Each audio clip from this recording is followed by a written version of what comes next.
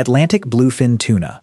A single Atlantic bluefin, sold at Tokyo's Toyosu Fish Market, has fetched more than $3 million at auction, more money than any other fish species has ever commanded, for a single animal destined almost entirely for sushi and sashimi counters. That price tag exists because of what the fish can physically do. Atlantic bluefin can raise the temperature of their swimming muscles, eyes, and brain as much as 10 to 15 degrees Celsius above the surrounding water, using that countercurrent blood vessel network to trap metabolic heat instead of losing it to the sea. That single adaptation lets them do something almost nothing else their size can: cross an entire ocean basin, dive past 500 meters into near-freezing water, chasing squid and mackerel, and still keep their muscles firing fast enough for a burst speed near 40 miles per hour. Tagged individuals have crossed the full width of the Atlantic and back within a single year, moving between feeding grounds off Nova Scotia and Norway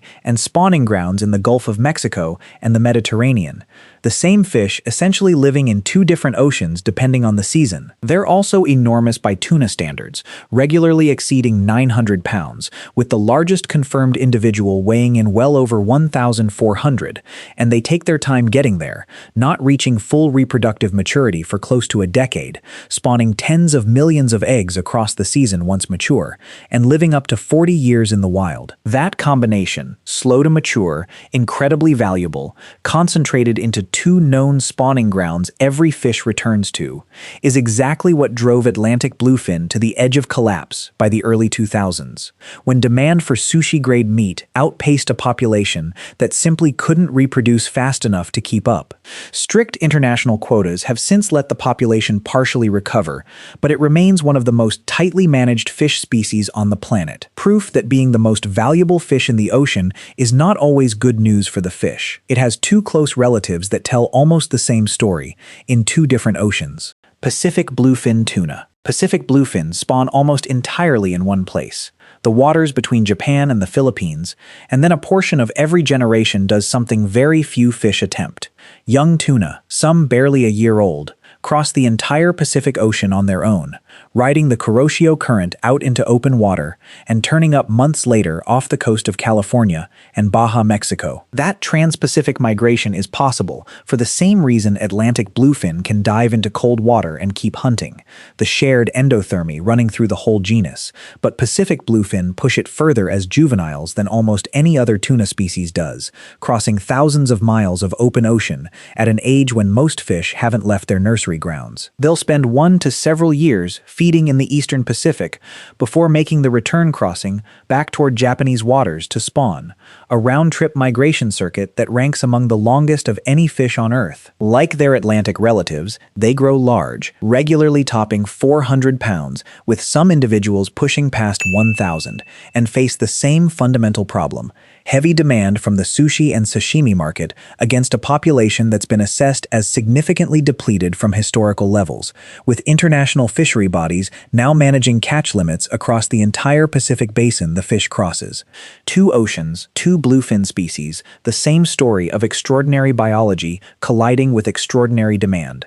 The third bluefin species tells it again: in the one ocean, the other two don't reach. Southern bluefin tuna. Southern bluefin tuna spawn in exactly one place on Earth, a narrow stretch of warm water in the eastern Indian Ocean, south of Java, funneling the reproduction of an entire species through a single geographic bottleneck every year. That narrow spawning ground, combined with a slow path to maturity, southern bluefin don't reproduce until they're around 8 to 12 years old, made them especially vulnerable once industrial longline fishing expanded through the Southern Ocean in the mid-20th century, and the population collapsed hard enough that southern bluefin is now listed as critically endangered, the most severe status of any tuna species covered here. What's kept the species commercially viable at all is aquaculture. Wild-caught juveniles are towed alive into sea cages off Port Lincoln, Australia, and fattened for months before harvest. An entire regional industry built around a fish too depleted to rely on wild catch alone. They're also exceptionally long-lived for a tuna, with individuals documented reaching 40 years old. old, and they range across the full southern hemisphere, feeding as far south as the waters off Tasmania and South Africa, before returning to that same single spawning ground near Java. 3 bluefin species, 3 oceans, the same warm-blooded engineering, and 3 of the most heavily managed fisheries on the planet as a direct result. The rest of the genus never made headlines the same way, but they're the species actually keeping the canned and fresh tuna industry running. Yellowfin tuna.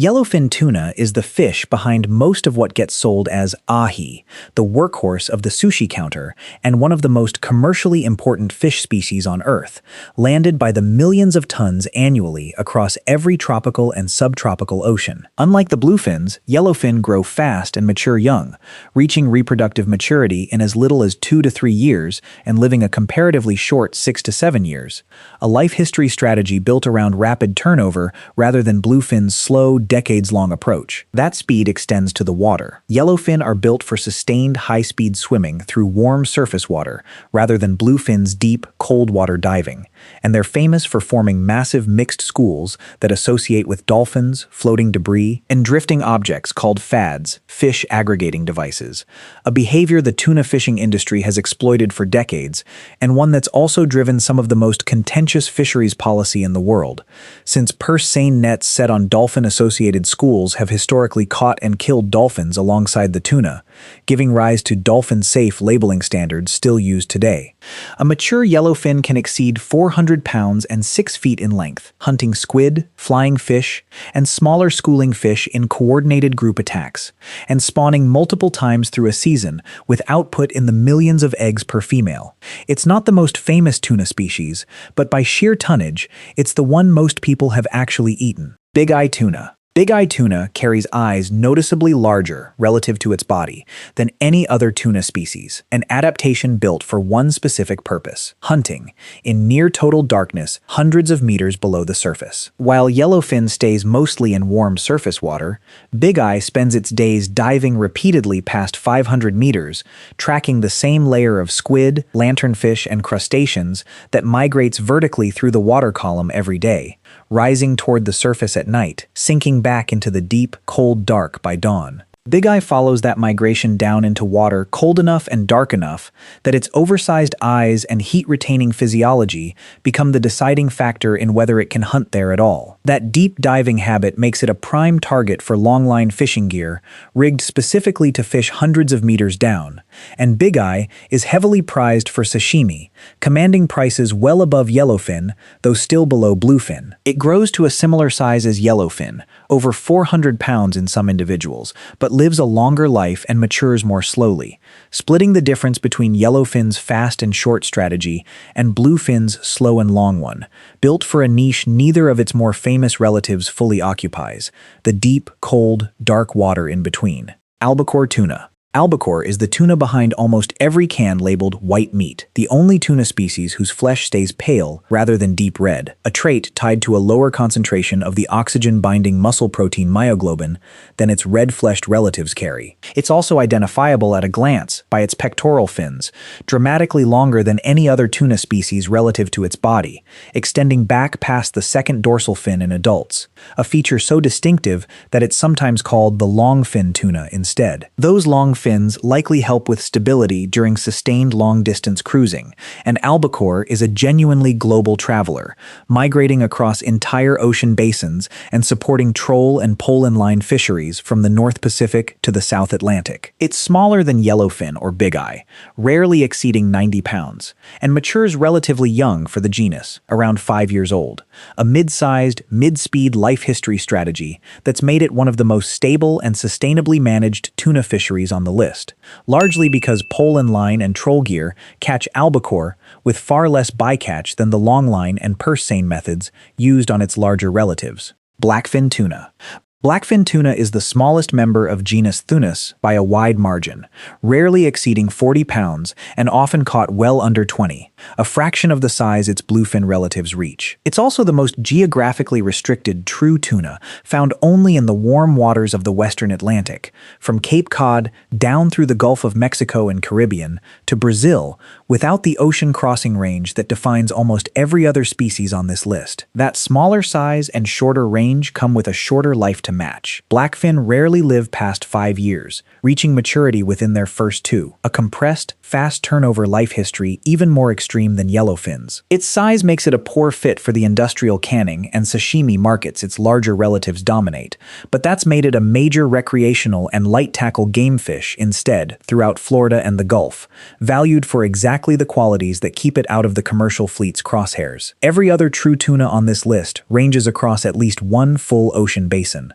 Blackfin never left the neighborhood. Longtail tuna. Longtail tuna does something almost no other member of genus Thunus does. It stays close to shore. While its relatives are built for open ocean migration across entire ocean basins, longtail tuna is found almost exclusively in coastal and inshore waters across the Indo-Pacific, from the Persian Gulf through Southeast Asia to northern Australia, often within sight of land and sometimes even entering brackish estuary mouths, habitat that would be unusual for any other true tuna species to bother with. That inshore lifestyle makes it a mainstay of small-scale, artisanal fisheries throughout South and Southeast Asia, in a way the ocean-crossing bluefins and yellowfin never are, caught by coastal fleets without the range or gear to chase tuna into open water. It's a mid-sized species, typically under 90 pounds, matures relatively fast, and spawns in the same warm coastal water it spends its whole life in, rather than migrating to a distant, dedicated spawning ground the way bluefin does. Longtail tuna barely registers in Western seafood markets or tuna documentaries, but across the coastal fishing communities of the Indo-Pacific, it's one of the most economically important fish in the water. Skipjack tuna. Skipjack tuna isn't a member of genus Thunus at all. It's the sole species in its own genus, Katsuonus. But it's also, by a wide margin, the most abundant tuna species in the world's oceans, and the fish responsible for the majority of every can of tuna sold globally. It reaches maturity faster than nearly every true tuna species, spawns year-round in warm water rather than at a fixed seasonal window, and can release eggs multiple times within weeks of each other, a reproductive strategy built for volume that keeps skipjack populations resilient even under heavy industrial fishing pressure that has driven several of its Thunus relatives toward collapse. It's also smaller and faster growing than any true tuna, typically under 40 pounds, moving in massive surface schools that seabirds, dolphins, and larger predators all use as a signal to find food. Flocks of diving birds working a skipjack school from above is one of the most reliable visual cues tuna fishing vessels use to locate a catch. That combination of abundance, fast reproduction, and surface schooling behavior is exactly why skipjack, not any of the more famous Thunus species, is the fish actually filling most of the world's tuna cans, proving the most commercially important tuna on Earth isn't technically a true tuna at all.